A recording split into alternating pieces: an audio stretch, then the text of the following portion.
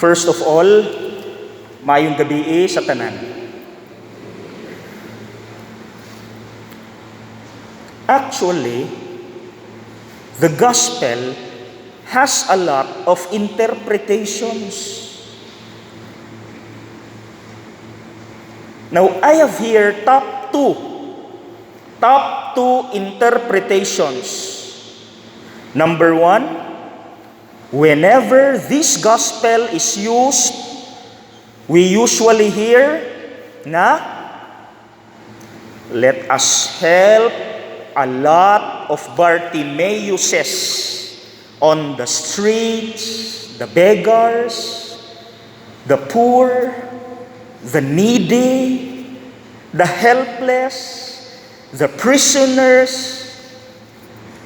That is one of the interpretations, di ba? That is what we usually hear whenever this gospel is used. Number two interpretation, since Bartimaeus is blind, then we usually hear na let us not be blind to the bad things happening around us. These two are the top two interpretations we usually hear about the gospel. But how about that question? Look at your TV screens. How about that question? What do you want me to do for you? How about that? Many of us forget about that question. Because ako mismo, I always hear the top two interpretations. But I do not usually hear someone interpreted the gospel using that question. Because many of us forget about that question. And it's in the gospel. That question is in the gospel. And you know what? That question is the simplest question, but one of the most important questions. Why? Because that question comes from the Lord Himself. Siya mismo ang nangutana, anak. So kalimtan man na pirmi, let us not talk about the top two interpretations. Let us talk about that question. My dear friends, why do we have to dwell on that? Because through that question, we are reminded, we are assured, we are consoled na God answers our petitions, especially when He sees that we are very sincere in our intention. Beautiful. Beautiful. Through that question, we are reminded that God answers our petitions, especially when the Lord sees that we are sincere in our intention. Because it happened in the gospel.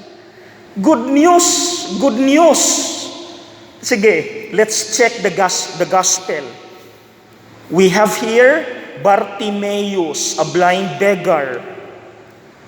Upon knowing that it was Jesus who passed by, he shouted, "Jesus, Son of David, have pity on me. Jesus, anak ni David, maluoy ka nako." Now, sa unang tingin, parang wala pa tayo makita nga sincerity. But what happened is a very clear proof of the sincerity of Bartimaeus. And I quote, what happened? And I quote from the gospel, "Many scolded him." Gikasab-an siya, telling him, paghilom diha, to be quiet. But where do we see the sincerity of Bartimaeus? What's the next sentence? But he kept calling out all the more. That is the faith of Bartimaeus. Despite the fact that he was scolded, he was told to shut his mouth up, all the more he kept calling out, Jesus, Son of David, have pity on me. And that was when Jesus stopped and called Bartimaeus and asked him the question. I hope from now on you will love that question. Please treasure that question. What do you want me to do for you? Nanglimbawt akong balhibo. Imagine gani, Ginoo na inangutan na.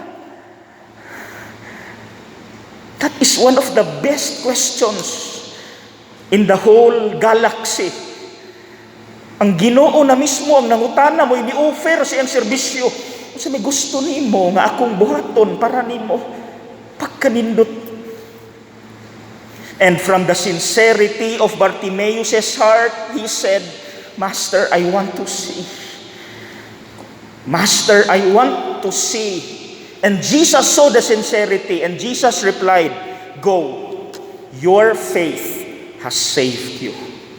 Capital letters, F-A-I-T-H. Now at this point, sige daw, let us grab this chance.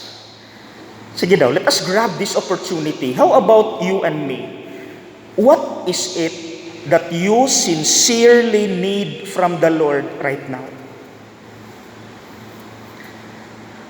Kung sa giyo'y imong buot, pinakalalom nga gipangayo nimo ni Lord.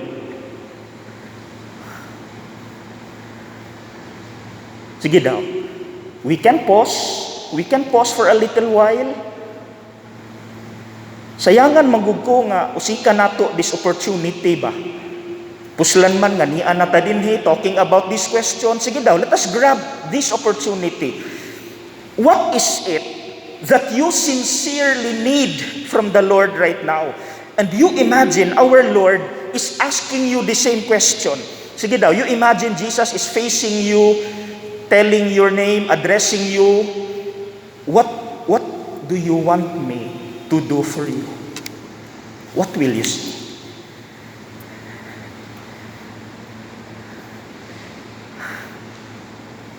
Unsay gusto nimo nga akong buhaton para nimo? Sige daw, let us try to answer that. And let's continue, malangan man ta kung atong dugayon ang silence. Let us continue reflecting upon the question and answering that question before we go to bed tonight. Okay? Assignment? Karong gabi before matulog, sit down, close your eyes, and you imagine Jesus is right in front of you, asking you that question. What will you say? Unsa magyuy imong gusto nga akong buhaton para nimo? Grab that opportunity. Tell the Lord, Lord, this is what I sincerely need right now, Lord. Mo gyud ni. As in, what is it?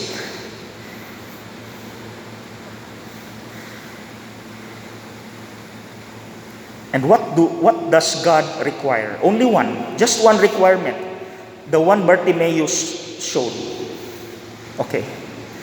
Now, as you tell the Lord your deepest desire, just let Him feel like Bartimaeus that you really believe in God's power 100%, that He will give you what you need and He will give what is best for you.